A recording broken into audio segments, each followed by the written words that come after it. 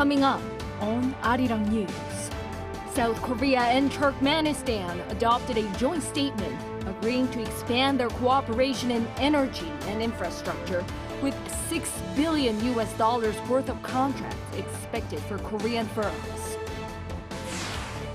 A number of North Korean soldiers accidentally crossed the inter-Korean border, briefly stepping into the south. After Seoul's warning shots, they quickly returned. The latest trade data show that in April, South Korea's current account has turned into red for the first time in a year, with rising import prices and more dividend payments to foreign investors.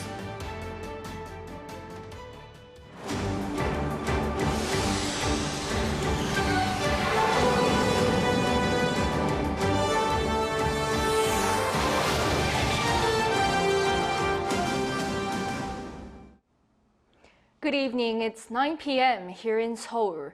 Thank you for joining us on Arirang News. The leaders of South Korea and Turkmenistan signed deals to strengthen cooperation in energy and infrastructure and agreed to further develop their ties in a future-oriented way. Our senior correspondent Oh Soo-young files this report. South Korea and Turkmenistan have agreed to boost cooperation on major energy and infrastructure projects, which are expected to rake in some $6 billion worth of contracts for Korean firms. This came on Monday as President Yoon and his Turkmen counterpart Serdar Bermuhamedov held a bilateral summit in Ashgabat and issued a joint statement as they oversaw the signing of some 8 memorandums of understanding. 오늘 저는 베르디 무하메도프 대통령님과 회담을 갖고 기존 협력을 더욱 내실화하고 협력의 지평을 미래지향적으로 확대함으로써 우리의 호혜적 동반자 관계를 더욱 심화 발전시키기로 하였습니다. Turkmenistan and South Korea see enormous potential for joint cooperation in creating a supercontinental shipping route from Asia to Europe between East and West and North and South. We confirmed our mutual interest in expanding cooperation in the energy sector. During their talks, the two leaders agreed to strengthen collaborations on large-scale construction projects, as Hyundai Engineering inked a deal with state-owned Turkmen Gas for the 4-stage desulfurization facility at the Galkanish gas field and resume operation of the Kianli polymer plant on the Caspian coast. The top-level meeting is also expected to boost Daewoo Engineering's chances of clinching orders for urea and ammonia fertilizer plants in Turkmenistan. These potential construction projects combined could generate some $6 billion worth of contracts, according to Yoon's Senior Secretary for Economic Affairs. To further boost business activities and exchanges, the two governments signed a bilateral framework to promote trade and investment in various sectors, including energy, green economy and digital technology. TIPF is an institutional mechanism for not only trade and investment but also strategic cooperation across industry and energy in response to changes in the global trading order. Turkmenistan has not yet joined the WTO, so it was not easy for our companies to access the local market. But with the conclusion of this TIPF, a stable investment environment will be created. Yoon and Bermuhamedov also backed collaborations on developing smart cities and transport infrastructure in a separate deal, as well as agreeing to ramp up cooperation in areas like shipbuilding, ICT, healthcare, climate response and development cooperation. Their governments recently agreed to increase flight operations between the two countries from the current twice a week to 5 times a week, which would promote bilateral exchanges. During the summit, both leaders recognized the need for the complete denuclearization of North Korea for global peace and prosperity, emphasizing the importance of fulfilling international obligations under UN Security Council resolutions. As they elevated their partnership to new heights, the Turkmen leader expressed his support for President Yoon's K-Silk Road initiative, South Korea's first ever regional strategy for comprehensive cooperation with Central Asia, from procuring natural resources to increasing human exchanges and development assistance. As part of his 3-nation tour in Central Asia this week, President Yoon will also travel to Kazakhstan on Tuesday and Uzbekistan on Thursday. Oh Soo-young, Arirang News. Wrapping up his state visit to Turkmenistan, President Yoon participated in a business forum. There, he emphasized the need to speed up cooperation in key areas while being joined by the nation's supreme leader. Our presidential correspondent Kim Do-yeon has the details. Cooperation in the energy and infrastructure sectors were emphasized yet again as South Korea and Turkmenistan on Tuesday held a business forum at Turkmenistan's Chamber of Commerce and Industry in light of President Yoon Suk-yeol's state visit. President Yoon, joined by 200 business leaders from the two countries and government officials, including Gurbanguly Berdimuhamedov, the chairman of the People's Council of Turkmenistan, referred to the Akar Teke, a Turkmen horse breed known for speed and endurance, intelligence, and a distinctive metallic sheen to speed up cooperation even further. 세계 4위 천연가스 보유국인 투르크메니스탄과 산업화 경험과 첨단 기술을 보유한 한국은 앞으로 함께 할 일이 참 많습니다. 투르크메니스탄의 명마 아할테게처럼 양국 경제 협력의 속도를 더욱 높여야 합니다. He pointed to the Trade and Investment Promotion Framework signed the day before as the means to make this happen. On top of this, he said he wished to complete the signing of the Investment Protection Agreement, which will further provide the basis for companies to invest in each other safely. He also said how far the bilateral relationship has come is thanks to the business leaders who successfully completed projects that contributed to Turkmenistan's economy, including gas plants. 이처럼 양국이 한층 더 가까워진 토대에는 앞장서서 소통하고 긴밀하게 협력하며 실질적인 성과를 만들어내신 경제인 여러분의 노력이 있습니다. 양국 경제인 여러분께 다시 한번 큰 박수를 보내드립니다. Chairman Berdimuhamedov also emphasized the results of the summit from the day before and said the bilateral relationship will play a vital role for both countries going forward. In recent years, cooperation between South Korea and Turkmenistan has reached an even higher level. Particularly in the fields of politics, diplomacy, economy, culture, and humanitarian efforts, the relationship between the two countries has seen significant development and has gained new meaning. The comments are backed by the fact that he contributed to the bilateral relationship when he was the president. Supreme Leader Berdimuhamedov, who visited South Korea 3 times during his tenure as president, made significant contributions to the development of bilateral relations, including the establishment of a mutually beneficial partnership in 2008. He is an important figure who has left a substantial legacy in the relationship between the two countries. President Yoon last met with Berdimuhamedov back in 2022 when he was visiting Seoul as well. And the two, after the forum, moved to have lunch together to discuss cooperation in more detail. Kim Do-yeon, Arirang News. President Yoon says he expects to strengthen cooperation with Kazakhstan when it comes to energy, infrastructure, and critical minerals. His remarks came in a written interview that made the front pages of Kazakhstan's dailies ahead of his state visit to the country on Tuesday. President Yoon said he aims to bolster the bilateral partnership in not only energy and infrastructure, but also in critical future sectors such as key minerals, science and technology, and response to climate change. He added that Seoul will support Kazakhstan's efforts to ramp up its digital industry, especially in artificial intelligence, and promote further human and cultural exchanges, noting how 120,000 ethnic Koreans reside in Kazakhstan. Also, he lauded Kazakhstan's world-class example of denuclearization as the country closed down its Soviet-era nuclear facility and voluntarily dismantled a large number of nuclear weapons after independence. The South Korean leader will sit down for a bilateral summit with his Kazakh counterpart on Wednesday. One of the key words to describe this trip is K-Silk Road, as Seoul aims to strengthen its cooperation with the countries of Central Asia. Strategically located connecting Europe and Asia, Seoul sees plenty of opportunities in the young, growing region. Our correspondent Kim Jung-sil explains.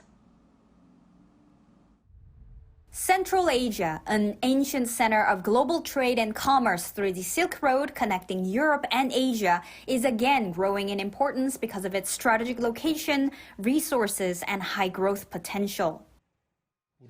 Central Asia is a critical strategic location and land of opportunity. As global resource cooperation has become more important than ever, Central Asian countries are our key partners with their abundant resources, such as natural gas and key minerals. Kazakhstan, for example, has deposits of a range of rare minerals, and Turkmenistan has the world's fourth largest natural gas reserves. Uzbekistan has several rare metals, including gold and molybdenum, as well as oil and gas. Kyrgyzstan and Tajikistan have abundant hydroelectric resources thanks to their high altitudes. Seoul plans to deliver official development assistance in these countries to bring innovation and digitalization in public administration. The high growth potential of the region based on its young demographic cannot go unnoticed. 30% of the total population of those 5 countries is under the age of 14. With many ethnic Koreans still living in Central Asia, the government also hopes to strengthen people-to-people exchanges. The vision of the K-Silk Road cooperation aimed for the freedom, peace and prosperity of South Korea and Central Asia. We hope to pursue shared prosperity while tackling global challenges together based on universal values, while promoting peace in the region. Seoul says with its technological abilities and the growth potential of Central Asia, the two regions can create even greater synergies by working together. The government plans to strengthen high-level communication with Central Asian countries and plans to hold the first summit next year. Kim Jung-sil, Arirang News.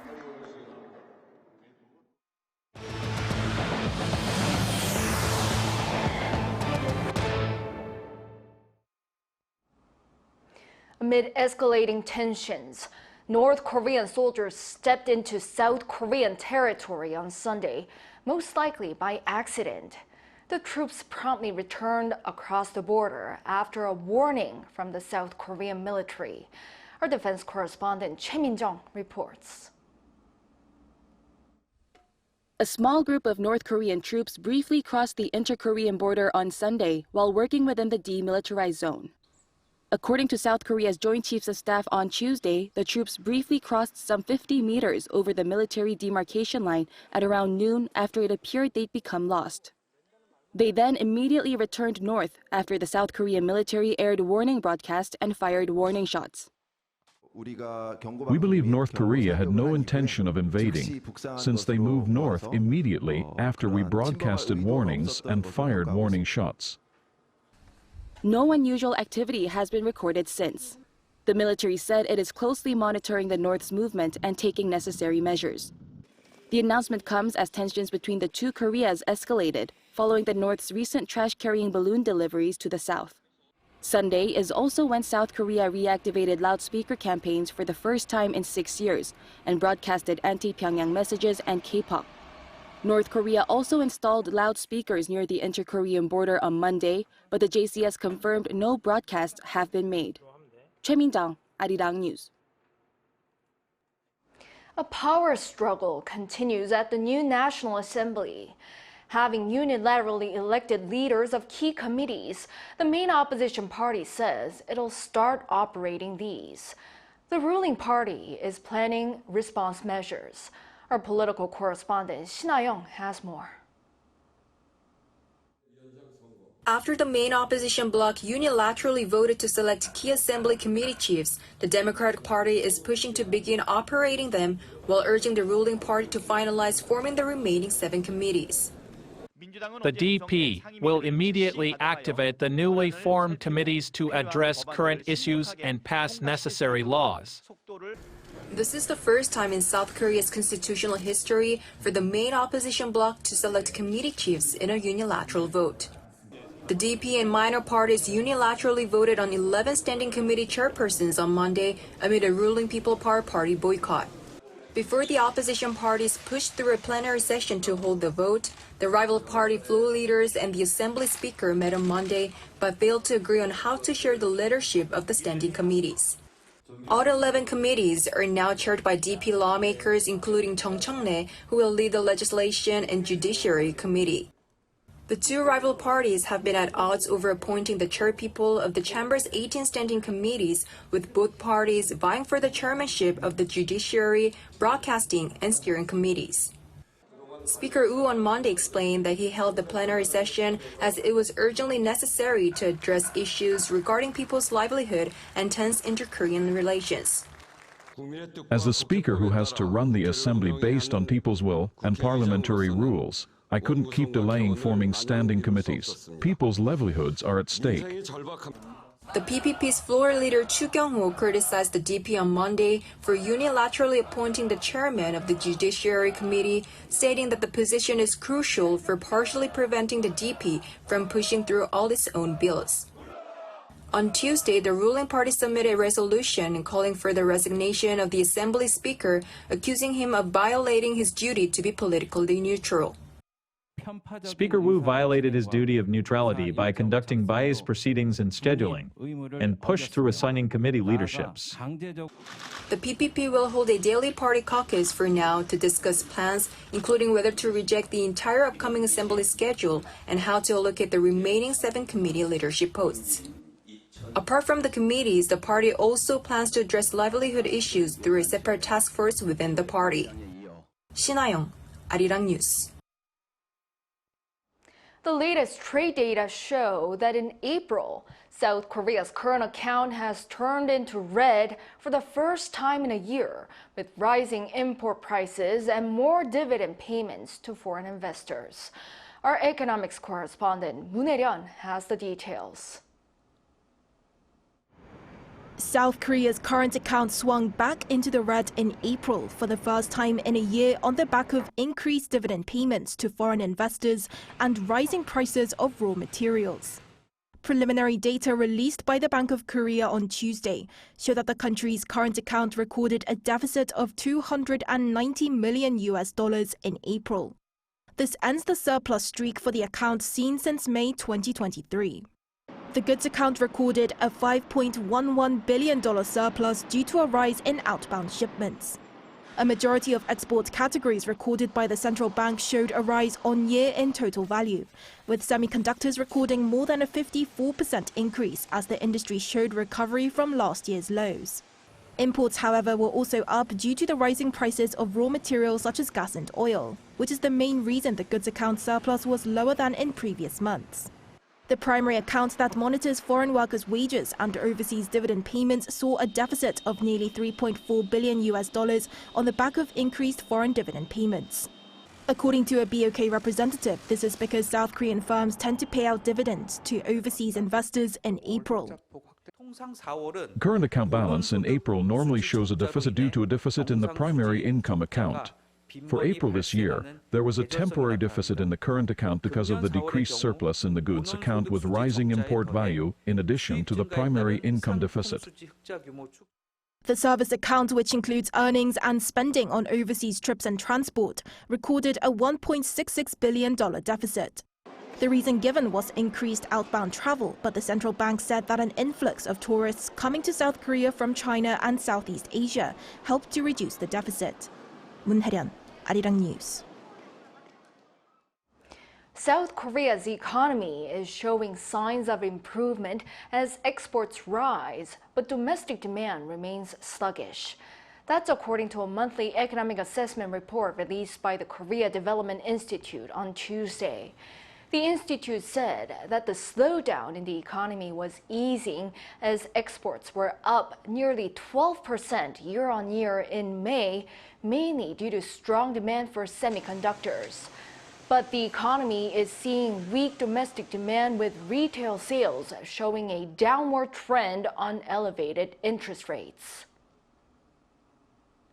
In other news, hopping onto a drone taxi in Seoul's Gangnam-gu district to catch a flight at Incheon International Airport could become a reality soon. Our An Sung-jin tells us more. A helicopter flies above the city of Seoul. It will soon provide the country's first helicopter shuttle service. Urban air mobility is not yet familiar, and the necessary infrastructure is still lacking. We're looking to build the infrastructure and customer base needed for the market, and once UAM becomes prevalent, we would like to contribute to the Korean air mobility market. Opening its reservations on Tuesday, the helicopter service will start operating in 2 weeks. Its major route, which is from Gangnam to Incheon International Airport, cuts travel time from an hour and a half down to just 20 minutes. The chopper can hold up to 8 passengers, and not only does it shuttle customers to and from the airport, but it will also provide tours. The company aims to use helicopters as a stepping stone to further develop urban air mobility. This helicopter behind me could soon be an electric vehicle takeoff and landing aircraft, as the company is rushing towards pushing South Korea to the age of the affordable urban air mobility. eVTOLs use batteries or fuel cells rather than a helicopter's typical combustion rotor engine, which helps reduce noise. Data from the Korea Agency for Infrastructure Technology Advancement shows that South Korea is looking to commercialize UAM starting from 2025 and to further integrate it by 2030. By 2040, it aims to reach $10.9 billion in terms of market value. UAM will be a new, smart mobility solution to increase transport efficiency. However, apart from technological advancement, we also have to look at how it can be integrated into the city and our daily life as a new transportation system. In order to establish a well-integrated UAM system, the private sector should provide transport services, while the government aims to establish a traffic management system and provide the necessary infrastructure. An Sung-jin, Arirang News. K-pop boy group 17 will become UNESCO's Goodwill Ambassador for Youth. The group's agency, Pledis Entertainment, made the announcement on Tuesday and said that this is the first time UNESCO has made such a designation. 17 is expected to attend the appointment ceremony at the UNESCO headquarters in Paris this month and deliver the acceptance speech. The boy group was also the first K-pop act to deliver an address at a UNESCO Youth Forum, doing so last November when speaking about solidarity, dreams, and the hopes of young people.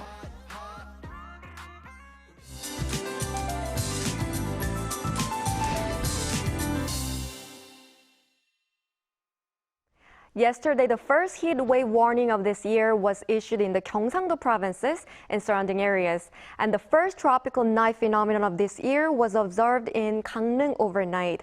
This is about a week earlier than last year. Heat wave warnings were expanded to all parts of Gyeonggi-do and Jeollanam-do provinces this morning. The midsummer-like heat will continue tomorrow, exceeding 30 degrees Celsius across the country. It will be 30 degrees in Seoul, 33 in Gangneung, and 34 in Daegu. After that, there will be many days when the temperatures in Seoul will soar to 32 degrees Celsius until the end of the week. Tomorrow, Seoul and Busan will start off at 20 degrees. It will move up to 32 in Daejeon and Gwangju, Gyeongju 35 degrees. Temperatures will cool a bit after rain in the Seoul metropolitan area and western Gangwon-do province this coming weekend. That's all for Korea. Here are the weather conditions around the world.